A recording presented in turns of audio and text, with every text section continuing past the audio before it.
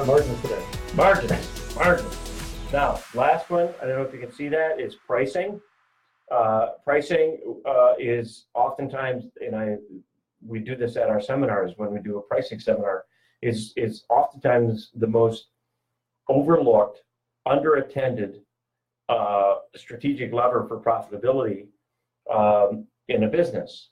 And because most of the time they're going to price it as what they feel the market will bear, or look at the competition and price it what the competition is doing, but they don't know what's behind the scenes of their competition. So we're not going to do pricing today. I'm just going to say that we have opportunities to raise our price on certain items of high value.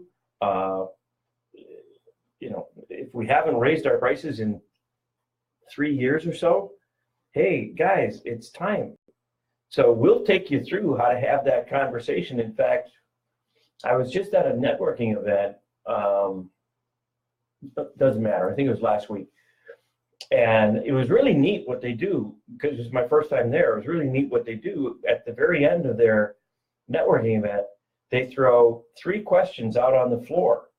And there were probably 25 of us there. And anybody can chime in on the question.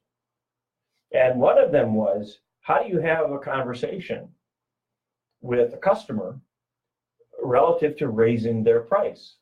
I mean, what's the conversation? And that actually might be a very good thing for us to cover on a separate, because we're starting to run out of time for folks. I tell you what, we will do that,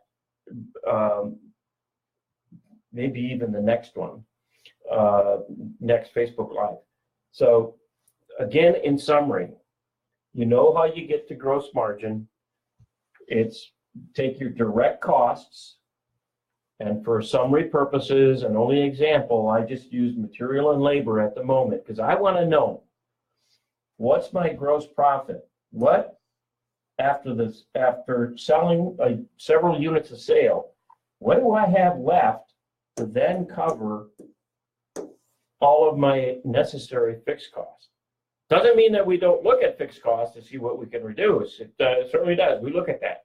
But from a math and profitability perspective,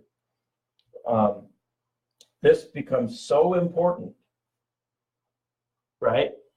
That this is where we spend then this time over here, how to improve it. We look at productivity, staffing, and efficiencies. Material yield, big one. Rework, really big one. Bruce brought it up. Product mix, maybe I have too many, maybe I don't.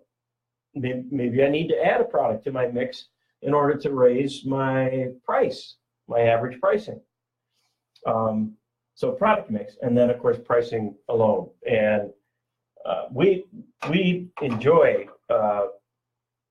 showing folks how to be more effective at increasing their price, because it has 100%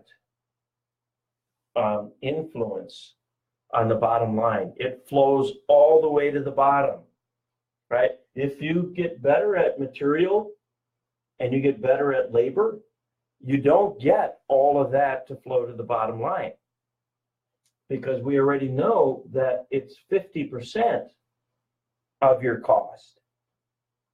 So dollar increase in your price is dollar revenue you retain. And then we also talked at the very beginning of the program, difference between markup and margin. I mean, can we cover that in a minute or two? Or no, we can't. That's a mathematical brain scramble to take you through that right now. But when we talk about pricing next week, we'll cover markup and margin, because there's a difference. So again, if you mark up your price $1, you actually retain that $1, because that's attributed to the cost of the unit, as opposed to a percentage. So if you increase it $1, you don't retain 50 cents, you retain the entire $1. We'll do the math next week. Okay. We're good to go. Good to go. Thanks for joining us. Please share this out. Please turn on notifications so